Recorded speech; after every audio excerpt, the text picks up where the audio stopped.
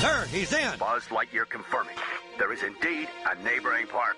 Easy, Buzz. Heads up. I see their leader. Greetings, 100-foot grizzly bear. I comment. A giant apparatus is lifting entire families, and alien life forms are everywhere.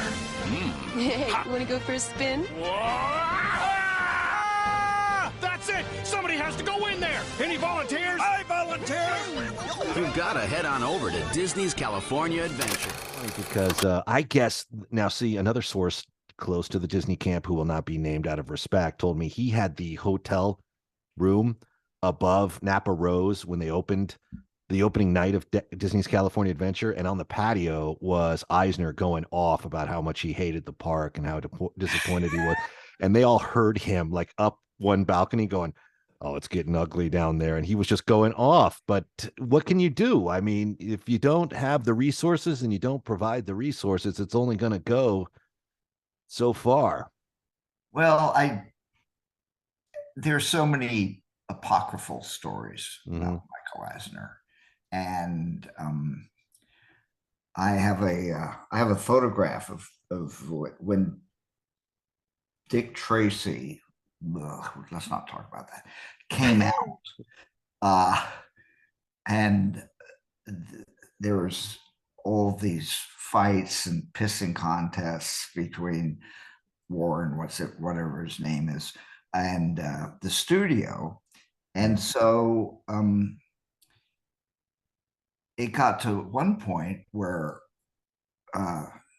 Warren claimed that in the premiere in Walt Disney World, claimed that he would not come down out of his hotel room until, this is what makes it so crazy, until the Walt Disney Studios would let him have some of the matte paintings that the matte department had done for Dick Tracy. He thought they should belong to him. And Disney goes, "No, sorry, go away."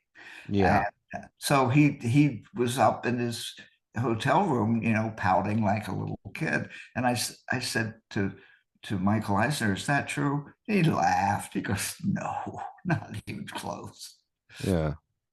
It's interesting because you and I, like we always love to reminisce, we both worked for John Milius. And so that's a guy who he wouldn't have asked for those matte paintings. They just would have ended up in his house. And if the studio SWAT team come in and just say, okay. He would have hired some S.O.G guys from Saigon, and they would just go in there and storm it and take it. But it's funny, like in the studio, would be like, "Where were the matte paintings here? We were going to use them for some promotional displays at Disneyland. I don't know where those went, but they're not here now."